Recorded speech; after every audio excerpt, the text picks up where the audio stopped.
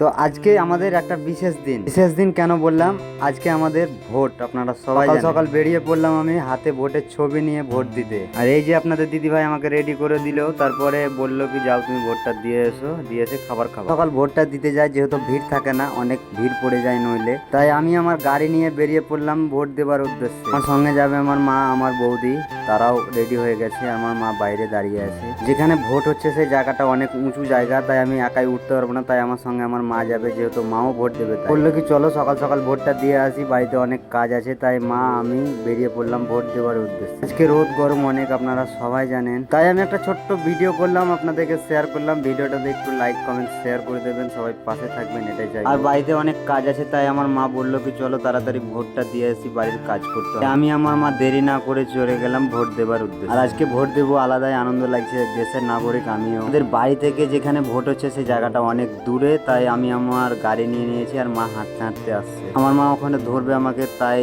মা সঙ্গে করে যাচ্ছে। আমার তো হাঁটা চলা করতে পারিনি, আপনারা সবাই জানেন।